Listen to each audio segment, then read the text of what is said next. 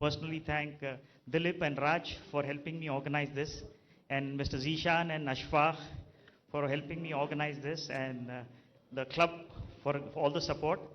And I don't have to introduce the minister. Honorable Minister is dear to all of us, and he's a visionary. He's the most dynamic leader I've seen in my life, in the world, I can say. Being a diplomat, I meet a lot of ministers, but I've not seen anybody like him. He's one of a kind. I don't think you can find anybody like him. We need to support him. And what Hyderabad is today, I know Hyderabad, he said it's built over a period of 400 years, but what he's done in the last 6 years is remarkable. And the world believes him, the world leaders believe him. On his word, they're investing heavily, and so many people have invested, and there is a queue, I can say, and business is doing extremely well. And our community, business community, should be we are very grateful, thankful to him for all his support. We'll always be grateful to him. And one more very important thing is when we look at a country for investment, we see law and order, safety, security first. Then there are other parameters like banking, judiciary, social infrastructure, weather, and all that. But if the first one is missing, all of them are waste. We get opportunities in so many countries. We don't go there because I don't want to be the richest man in the graveyard. So it doesn't make sense to make money. You have to be safe. You should be thing. And I don't want to take too much of time. We've been anxiously waiting for the minister to speak. After his address to you, we will have some question and answers specific to the subject and also very brief.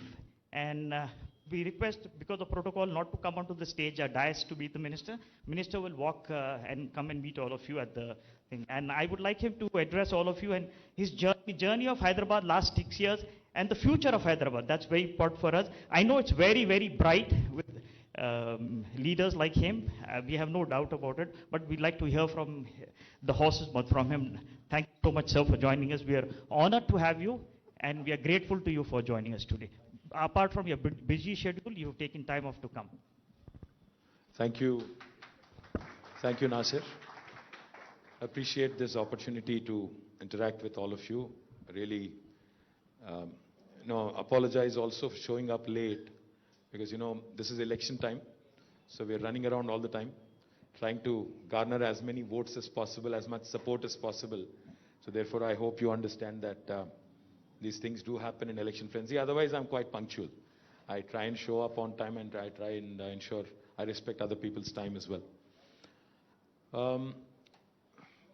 About 6 years ago, when the new state of Telangana was being created, I'm sure many people in this room also had a lot of doubts in their mind. Many people must have also had heard a lot of rumors, heard a lot of, heard about a lot of different opinions. I think Telangana possibly was one of the most widely debated subjects. I see my friend Ahmed, I see my friend Anirban, lots of them here in the audience, who I'm sure remember that during the course of our agitation for statehood, इतना सारा चर्चा शायद किसी बारे में, किसी चीज के बारे में इस देश में और खासकर इस स्टेट में नहीं हुआ होगा. Hundreds of hours of debate कि क्या होगा, what will happen, is it good, is it viable, will it work? Or on top of this, back then, the chief minister, the incumbent chief minister of the United Andhra Pradesh, Mr. Reddy, Mr. Kiran Kumar Reddy, who actually happens to be a friend of many of those who are seated here also, I think. He kept saying some things which kind of whipped up a frenzy. He had said, पहली बात तो तेलंगाना अगर बनेगा तो यहाँ पे अंधेरा होगा. There will not be any power whatsoever. Second thing he said was, if Telangana is formed, there will be a day in, day out battle on religious lines, on regional lines. Every day एक झगड़ा. आपको हर दिन एक झगड़ा देखने को मिलेगा. हर दिन कुछ ना कुछ यहाँ पे होगा. There won't be any peace or tranquility. The third thing that was also said was कि तेलंगाना अगर बनेगा तो यहाँ पे नया इन्वेस्टमेंट छोड़ो. यहाँ पे जो एग्जिस्टिंग इन्वेस्टर है वो ही भाग जाएंगे. तो आप जो बात कर रहे हो कि if Telangana is formed, we will get jobs to our children, वो तो दूर दूर की बात है। फिलहाल जो जॉब्स यहां पे है, फिलहाल जो इन्वेस्टर यहां पे है, वही भाग जाएगा। This was the rhetoric around the formation of Telangana. And lastly, which was kind of very condescending, in a very condescending tone, it was also pointed out कि तेलंगाना में एबल लीडरशिप है क्या? अगर तेलंगाना बना, आप में इतना दिमाग है क्या? आप में इतना काबिलियत है क्या? Are you capable enough to run your own state? In a very condescending manner, these questions were asked. I'm just taking you into a flashback just so that I can juxtapose and tell you what happened in the last 6 years. These were all the questions that were asked about 6 years ago. But now, you look forward 6 years. Aap socho. What has happened in Telangana? What has happened in Hyderabad? People were worried about Hyderabad because Hyderabad, like Nasir said, is a city that evolved over 430 years. If any one leader or if any one government would stake a claim on Hyderabad and say कि हमने इसको बनाया, तो मैं तो बोलता हूं that person is living in a fool's paradise. Because Hyderabad, like I said, evolved over a period of time of 400 plus years. If you look at cities across the world, not just Hyderabad, like they say, Rome was not built in a day. Likewise, no city gets built in a day. City is not about a few concrete structures or a few blocks. City is about an inherent soul, culture, heritage, the vibe that goes with the people of the city, the social infrastructure. All of these ultimately culminates and ultimately ends up being what is known as the core value or the core belief system or the core soul of that city. Now, Hyderabad is one of those rare cities in India. आप देखो, आप क्योंकि आप travel करते रहते हो, आप सारे बिजनेसमैन हो, आपने शायद इंडिया में भी ट्रैवल किया होगा, बाहर भी किया होगा. There are very few cities like Hyderabad. क्योंकि यहाँ पे अगर आप जाएंगे, अगर आप आज चेन्नई जाएंगे या बैंगलोर जाएंगे, वहाँ पे कोई बड़ी हिस्ट्री नहीं है, वहाँ पे कोई ऐसी इमारत नहीं है जो 400 साल पुराना है, 500 साल पुराना है. यहाँ पे अगर आज जाएंगे आप, एक चार मीनार है, एक हमारा चौमाला है, एक गोलकुंडा है, टूम्स है, जो सैकड़ों साल पहले बने हुए हैं. On the other hand, if you juxtapose, you see the new age symbols also, the Durgam Cheruvu Bridge, the beautiful command control center that's coming up in Banjara Hills, the new age symbols of new age vibrancy, the new generation thinking, etc. So this is the beautiful combination of Hyderabad. I keep saying it. Hyderabad is a unique city that possesses both old world charm and a new age vibe. Very few cities in India have it. या तो वो है या तो ये है. ये दोनों कंबाइन करने वाला सिटी बहुत कम है, उसमें हैदराबाद एक है. तो इसमें सबसे बड़ी चीज हमारे लिए, when we assumed office on the 2nd of June 2014, the biggest challenge for us as a government was, like I said, all the things that were pointed out by the naysayers. जो लोग बोल रहे थे कि ये state नहीं चलेगी, जो लोग बोल रहे थे कि यहां पे इनका कुछ नहीं हो सकता है, इनका कोई फ्यूचर नहीं है, अंधेरा है. सबसे बड़ी बात तो हमारे लिए ये थी कि not only did we have a point to prove to them, more importantly we had a point to prove to ourselves that this state will work and do very well. मैं आपसे ये बात कहना चाहता हूं, आज एक बार देखिए आप. When our Chief Minister Sir KCR ji had assumed office, he is a very practical man. He is a man who's rooted in reality. वो ज्यादातर आप देखेंगे तो सैटेलाइट नहीं बात करते हैं, हाई टेक्नोलॉजी नहीं बात करते हैं, वो बात करते हैं बिजली की, पानी की, सड़क की, जो लोगों के बेसिक नीड्स होते हैं, एग्रीकल्चर की, सपोर्ट प्राइस की, जो आम आदमी, जो गरीब आदमी है, उसकी देखभाल की ज्यादा बात करते हैं. बाकी चीज भी करते हैं, प्लान करते हैं, विजन देते हैं, एक ब्रॉड हाई लेवल विजन उनका है, बट उनका फोकस जो है ज्यादा आम आदमी का रिक्वायरमेंट पे होता है. तो जब हमने ऑफिस अज्यूम किया, the first thing he said is, how can the chief minister of the then Andhra Pradesh से कि अंधेरा होगा यहां पे, इसके बारे में क्या किया जा सकता है. क्योंकि नॉर्मली हम देखते हैं फैक्ट्री वर्कर्स हड़ताल करते हैं कि भाई बिजली नहीं है, क्या कोई तकलीफ है. बट हैदराबाद में और आंध्र प्रदेश में एक यूनिक चीज था. हमारे किरण कुमार रेड्डी साहब के टाइम पे इंडस्ट्रियलिस्ट आके हड़ताल दिए इंदिरा पार्क पे कि भाई हमें बिजली दो, चाहे तो दो चार रुपया ज्यादा लगा दो unit per unit cost, but बिजली दो, कुछ भी करो. कुछ नहीं कर सके हो. But with in 6 months after assuming office.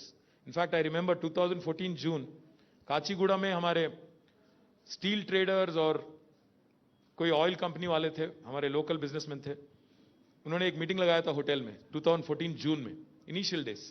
उन्होंने मुझसे एक ही पूछा कि भाई कुछ भी करो, बिजली लाओ, कुछ भी करो, हमारे को बिजली लाओ, इलेक्ट्रिसिटी पावर दो ठीक से, 3 शिफ्ट चलाएंगे, धंधा चलाएगा तो रोजी रोटी मिलेगी हमारे वर्कर को और इकोनॉमी चलेगी. First thing our honourable chief minister did was, within 6 months he sorted out the power issue, and today I'm happy to share with you, when we assumed office, the installed capacity of power in the state was 7,000 megawatts. Today it is 16,000 megawatts.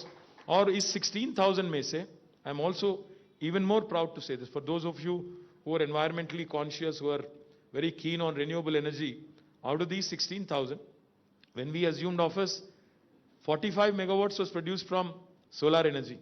Today more than 4,000 megawatts is produced from solar energy. We are the number 2 state in the country. After Karnataka, solar energy में हम लोग number 2 है. अगर land mass के हिसाब से देखेंगे, क्योंकि कर्नाटका बहुत बड़ी है, if you look at land mass, then I would definitely say we are number 1.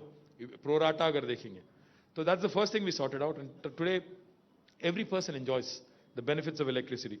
So आप agriculture ले लो, industry ले लो, household ले लो, हर कोई सी को बेनिफिट मिला है इसके तरफ से. दूसरी बात, हैदराबाद में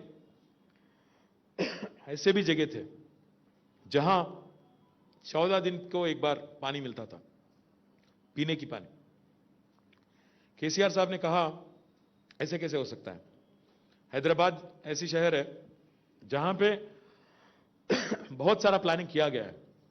अगर आप सोचेंगे 1920s की बात है, when this was Hyderabad state, back then Mokshagundam Vishveshwaraya was summoned by the ruler.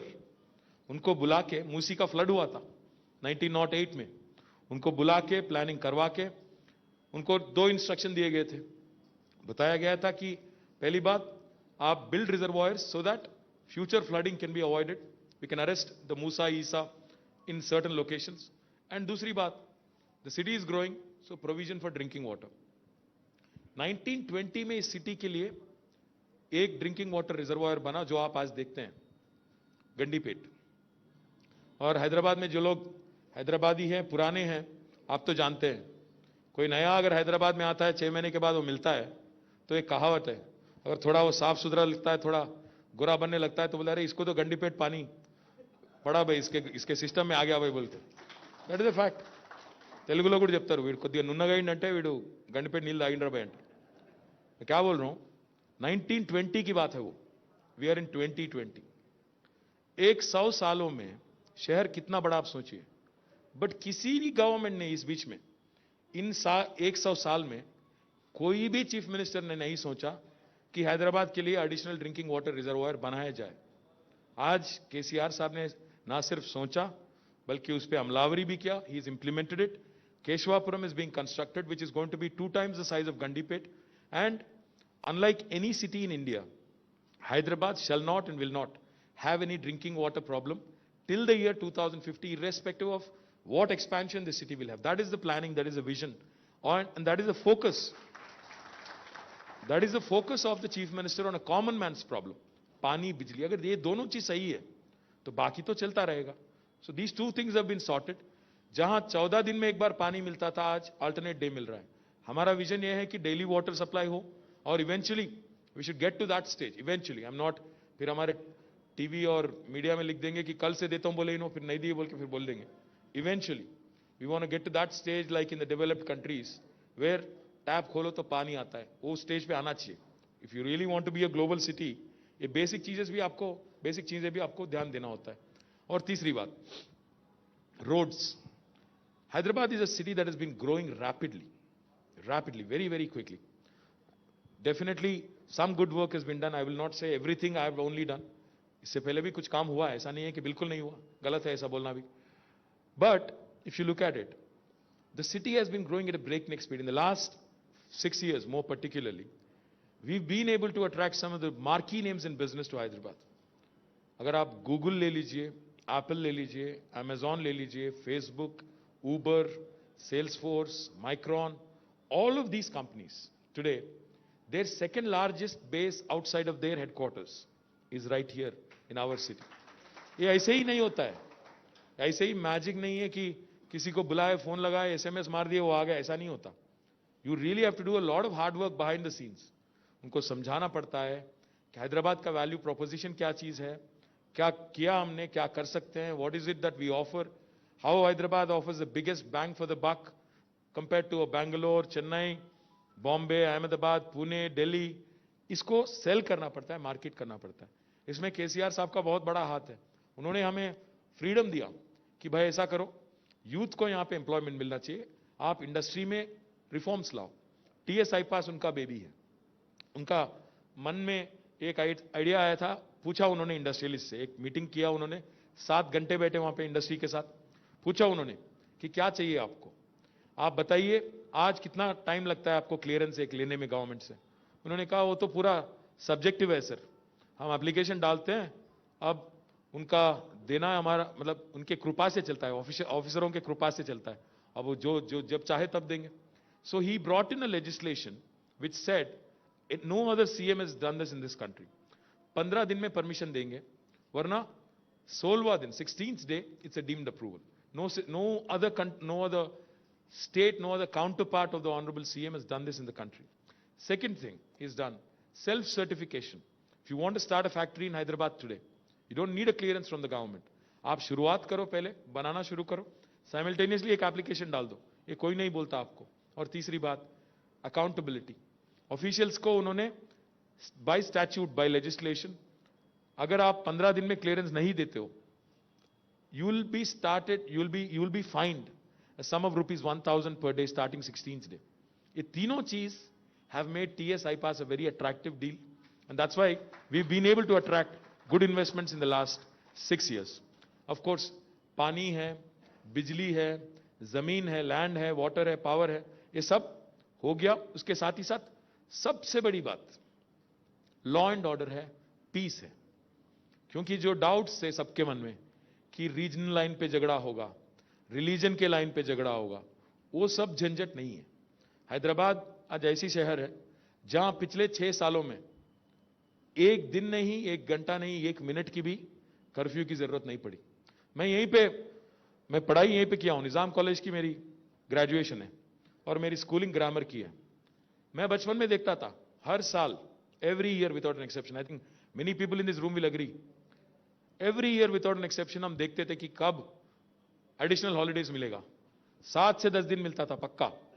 कुछ ना कुछ झगड़ा कहीं ना कहीं, कोई ना कोई कुछ बोल देता, फिर लफड़ा, खत्म, कर्फ्यू लगाओ, 7-10 दिन हॉलीडे. और आजकल बच्चे हमें बहुत डांट रहे हैं कि उनको हॉलीडे नहीं मिलता, क्योंकि लॉ एंड ऑर्डर स्विफ्ट है, पक्का है, सीएम का पकड़ है स्टेट पे. He is a very capable leader, is a very able leader. So therefore first thing he had done was he revamped the entire police. आज जो आप गाड़ी देखते हो पुलिस की, मैं कहता हूं आज आप पूरे हिंदुस्तान में देखो, पूरे इंडिया में देखो, इतना स्वैंकी पुलिस फोर्स आपको कहीं नहीं मिलेगा.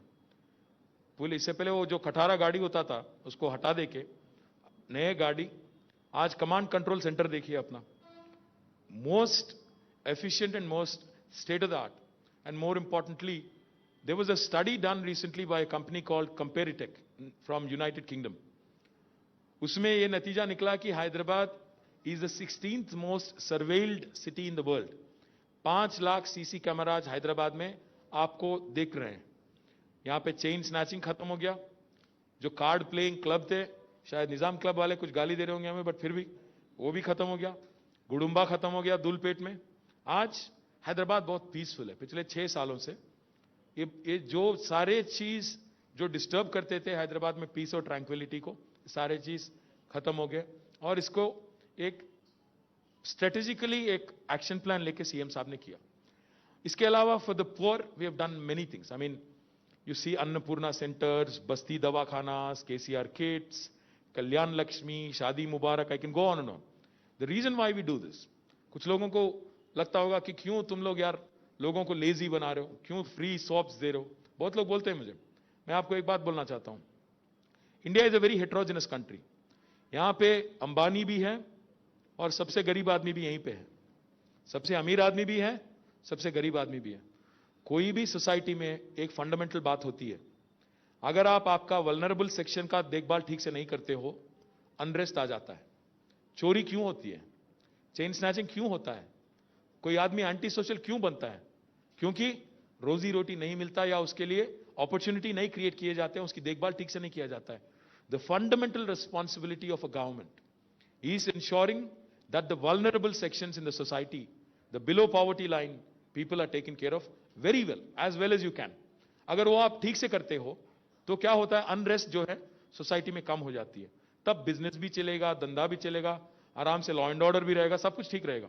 तो please don't be under this impression that हम लोग जो गरीब को जो प्रोग्राम, हम वेलफेयर प्रोग्राम अमल करते हैं, इसमें हमारा एक ही एजेंडा है कि सोसाइटी एक बैलेंस तरीके से चलना चाहिए, ताकि सबसे गरीब आदमी और अमीर से अमीर आदमी भी कोएग्जिस्ट करें, ठीक से करें और पीसफुली करें। ये हमारा एजेंडा है। The reason why we been successful is because of all these above mentioned things. Now, this is the book that I have published. This is my progress report in the last 6 years.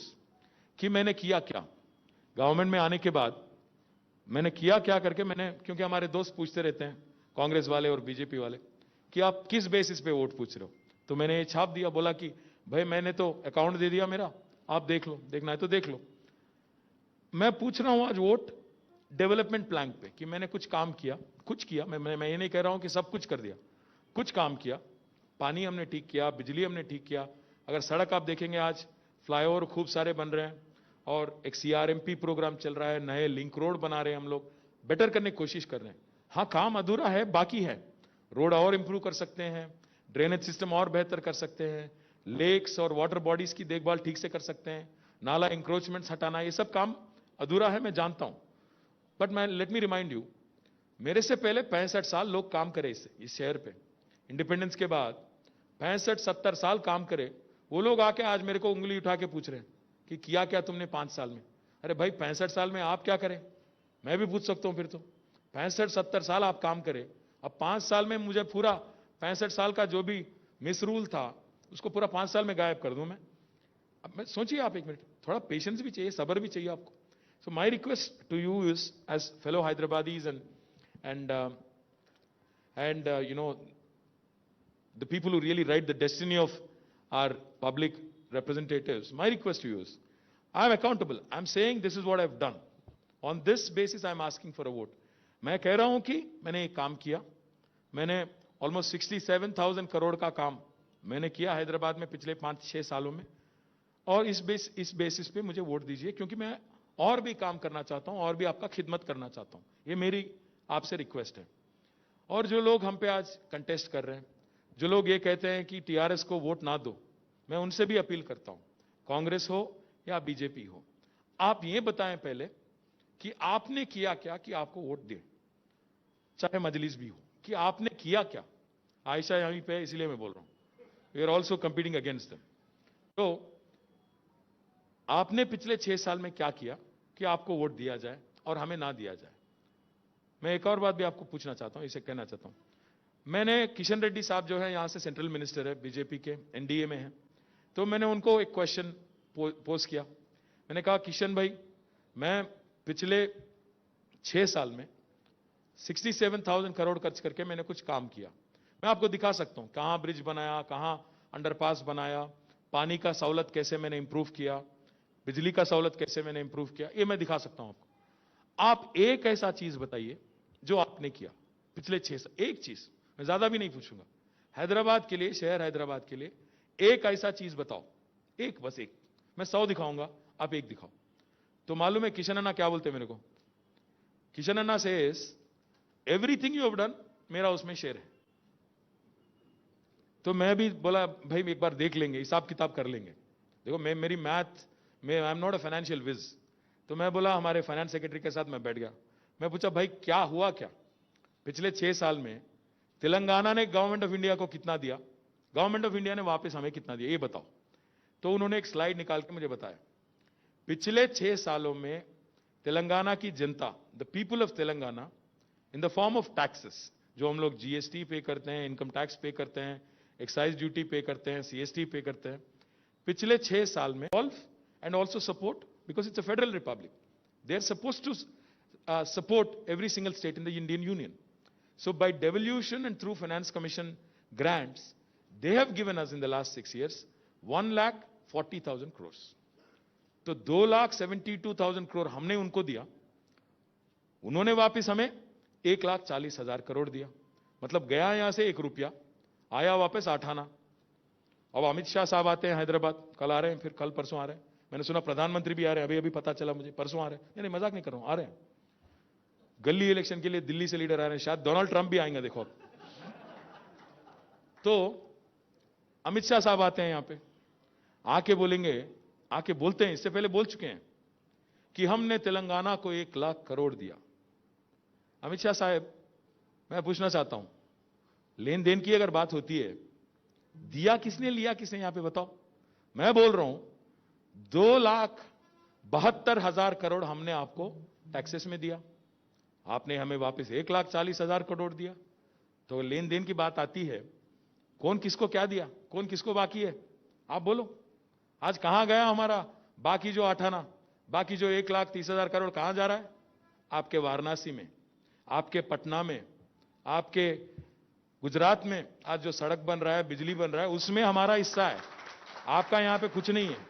मैं ये बात बोलता हूं तो उनको बुरा लगता है. वो क्या बोलते हैं मालूम? अरे ये तो सेपरेटिस्ट एजेंडा है. काहे का सेपरेटिस्ट एजेंडा? मैं क्या बोल रहा हूं, मैं जानता हूं, मैं भी हिंदुस्तानी हूं, I am a proud Indian. I am not saying if I pay 1 रुपया आई शुड गेट बैक 1 रुपया. मैं इतना बेवकूफ नहीं हूं. मैं बस यही बोल रहा हूं कि आप ये छोटी सी बात का बतंगड़ बना के मैंने आपको दिया, ये पोज मत मारो. मैं क्या बोल रहा हूं, मैं जानता हूं. इस कंट्री का रेलवेज चलाना है, डिफेंस चलाना है, बॉर्डर सिक्योरिटी है, मैं ये सब जानता हूं. I am a conscious Indian, I am a proud Indian. आप ये नाटक मत करो आके कि तेलंगाना को हमने कुछ दिया. कुछ नहीं दिया. क्या दिया आपने? मैं जानता हूं नॉर्थ ईस्ट चलाना है, कश्मीर चलाना है, देश का हिफाजत करना है, ये जिम्मेदारी है सेंट्रल गवर्नमेंट का, मैं पूरी तरह से वाकिफ हूं.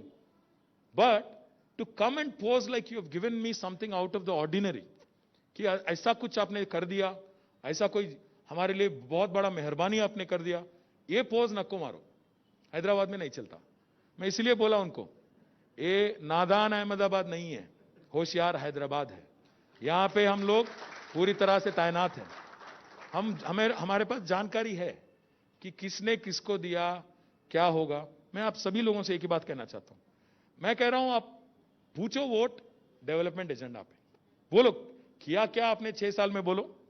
अगर वापस आपको एक मौका दिया जाता है तो क्या करोगे, ये भी बताओ. वो नहीं बताते हैं. यहां के एक हैदराबाद मार्केट में इलेक्शन में एक नया आदमी आ गया बीजेपी से, कुछ भी बोले जा रहे हैं. वो ही talks about this being a contest between bin Laden, Babar and देशभक्त. ये बिन लाडेन कौन है, बाबर कौन है, ये कहां से आ गए हैदराबाद इलेक्शन में, उनसे हमारा क्या वास्ता है? कुछ भी. वोटर है क्या यहां के? हैदराबाद के वोटर है वो बिन लाडेन, बाबर. मतलब अब बात करो इश्यूज पे. सड़क कहां बनाओगे, ड्रेनेज कहां बनाओगे, पार्क कैसे बनाओगे. ये लोकल बॉडी इलेक्शन है भैया, बल्दिया के इलेक्शन है. कुछ भी बोलना, कुछ भी. और फिर बात करते हैं, अलग अलग अजीबोगरीब बात करते हैं. बोलते हैं रोहिंग्या है, कल स्मृति ईरानी मैडम आई, रोहिंग्या है. तो मैं बोला उनको, अरे रोहिंग्या है, पिछले 6 साल से गवर्नमेंट आपका है दिल्ली में, आपके रक्षा मंत्री क्या कर रहे, होम मंत्री क्या कर रहे, आधार कार्ड देने वाले मंत्री क्या कर रहे, वोटर आईडी देने वाले मंत्री क्या कर रहे. आप ही का गवर्नमेंट है. It's a slap on to your face. If you are saying today that there is infiltration in this country, slap on you, shame on you. आप जो लोग हिफाजत करने की बात करते हैं इस मुल्क की, अगर आप ठीक से काम करते तो आते कैसे ये लोग, अगर है भी तो ये जो बात किया जाता है लोगों को भावुक बनाने का, लोगों को उकसाने का, लोगों को प्रोवोक करने का रिलीजियस लाइंस पे, ये जो है, मैं बोल रहा हूं कि let us IT, life sciences, aerospace, logistics, transportation, textiles, pharma. एक आदमी ऐसे दिखाओ हमारे अपोनेंट से जो आके डिबेट कर सके हमारे साथ कि क्या बेसिस पे, कौन सी सेक्टर पे डिबेट करेंगे. आइए बात करते हैं. आइए पॉलिसी पे चर्चा करो, जॉब्स पे चर्चा करो, इकोनॉमी पे चर्चा करो. नहीं करेंगे. बोलेंगे act of God, act of God. आप एक बार याद करो, कोरोना शुरू होने से पहले, उससे पहले जो 8 क्वार्टर थे, 8 consecutive quarters of slowdown has led to a lockdown, landed in a lockdown, and that today has landed this country in a recession. And why did the slowdown happen? Why is our GDP growth rate today less than that of Bangladesh and less than that of Sri Lanka? Why? Because of the disastrous economic policies pursued by Honorable Prime Minister and his team. Right-wing politics and left-wing economics. ये combination बहुत deadly है, ये उनका agenda है। इसीलिए आज जो देश भाग रहा था तरक्की की तरफ, उसको बीच में टांग अड़ा के गिरा दिए। 8 क्वार्टर स्लो डाउन, फिर जाके आ गया लॉकडाउन, अब रिसेशन। अब मोदी साहब कह रहे थे हर साल 2 करोड़ नए एम्प्लॉयमेंट क्रिएट करेंगे, नए जॉब्स क्रिएट करेंगे। मतलब अभी तक तो 12 करोड़ जॉब मिलना चाहिए था, 12 करोड़ छोड़ो, ऐसे जॉब चले गए। इस बात पे डिबेट कराओ, इकोनॉमी पे डिबेट करेंगे, आ जाओ। कोई नहीं आता। मालूम उनको एक ही चीज, हिंदू मुस्लिम, हिंदू मुस्लिम। मुसलमान को इस देश का दुश्मन दिखाओ, वोट ले लो, खत्म, गायब हो जाओ। मैं क्या बोल रहा हूं, सोचो आप। आज मोदी साहब से कोई पूछता है, गवर्नमेंट से कोई पूछता है, कल किशन अन्ना से पूछे, केसीआर साहब कह रहे हैं कि आप पब्लिक सेक्टर सारे बेच रहे हो, क्यों बेच रहे हो? बोलते हैं एयर इंडिया तो लॉस में है इसीलिए बेच रहे हैं। फिर कोई पूछता है उनसे, भाई एलआईसी तो प्रॉफिट में, उसको काय को बेच रहे? भाई देश के हित में है। मोदी साहब ने बहुत सारे प्रोग्राम लाया, skill India, digital India, fit India, sit India, stand India, बहुत सारे नया प्रोग्राम लेके आए अभी। बेचो इंडिया। इसलिए मैं बोल रहा हूं, सोचो इंडिया, सोचो इंडिया, क्या हो रहा सोचो, भावुक ना हो,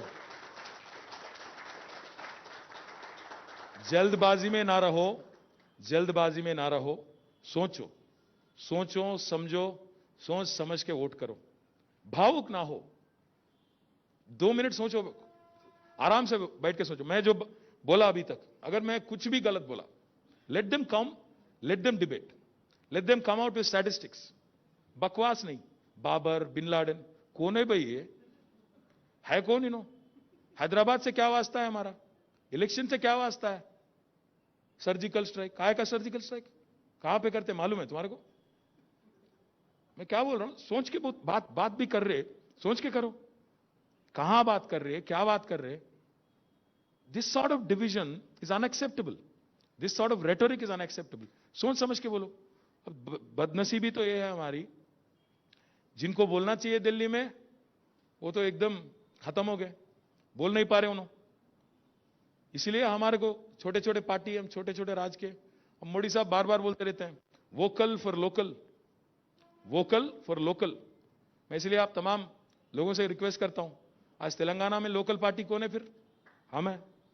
तो आप डिसाइड करो, आप डिसाइड करो, गली बॉयज चाहिए कि दिल्ली बॉयज चाहिए, डिसाइड करो।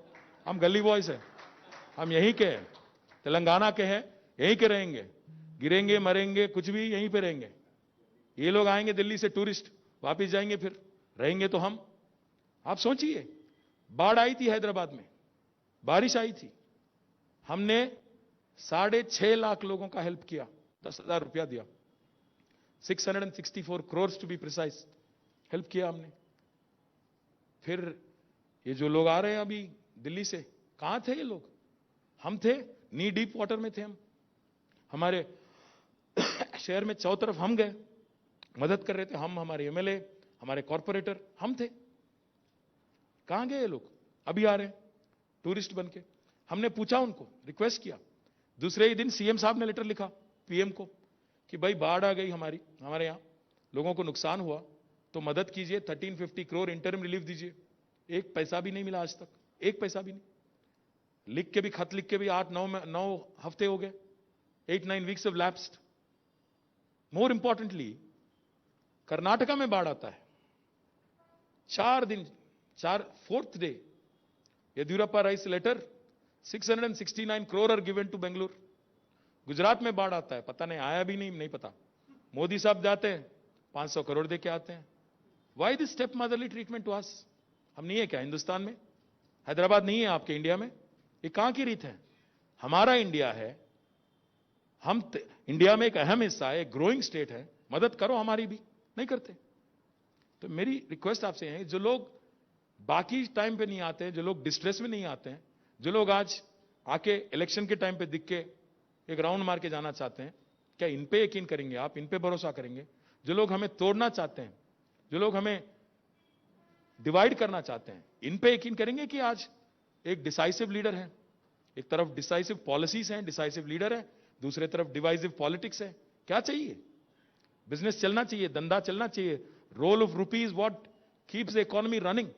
Unless that happens, no new jobs, nothing will ever happen. So my request to all of you is, do not get carried away by propaganda. अगर मैं जो बोला इसमें, मैं भी अगर जो बोला इसमें भी गलती है, तो जरूर पकड़ो मेरे को, बोलो अरे कहां करे भाई, तुम बोल के बोलो, क्या करे तुम बोलो। मैं I am accountable, I am offering you something to look at and punch holes if need be. उनको भी बोलने दो कि हमने क्या किया, वो नहीं बात करते। 6 साल में क्या करे, आगे जाके क्या करेंगे बोलते नहीं बोलते। So my request to all of you is, kindly bless a progressive leader who's with us in the form of Honorable CM KCR Saab. Please continue to support us. Not just support us, support the city, support the growth of the city. And मेरी सबसे बड़ी complaint Hyderabadi से एक है, आप लोग बाहर नहीं निकलते, वोट नहीं डालते। अब हमारा अगर रूरल एरिया है तेलंगाना में, वहां पे वोटिंग होती है 85-90%। हैदराबाद में कभी 45 नहीं क्रॉस होता। हमारे लोग बहुत माहिर हैं, घर बैठ के व्हाट्सएप में मैसेज डालो, ट्विटर पे गाली दो, फेसबुक में कोई मैसेज डालो, वो तो करते, बाहर आते नहीं, वोट नहीं डालते। अगर आपके दिल में हमारे लिए कुछ प्यार मोहब्बत या कुछ भी सपोर्ट करने का इरादा है, तो बाहर निकलो, वोट करो। घर बैठ के केसीआर अच्छा है भाई, मेरे को बिजली मिल रहा, केसीआर अच्छा है भाई, मेरे को पानी मिल रहा, क्या होता उससे? जुबानी जमा खर्च से कुछ नहीं होता। बाहर निकलो, वोट करो, सपोर्ट करो, तब जाके हमारी शहर, हमारी स्टेट आगे बढ़ेंगी। बस मैं चंद लफ्ज मैं कहता हूं, और नासिर को फिर से मैं थैंक्स करता हूं। And anything, any questions, any comments from any of you, I am happy to take. Thank you once again. Sir, I'm not a politician, I'm a businessman, but I'll be honest with you, we are the biggest beneficiaries of your hard work.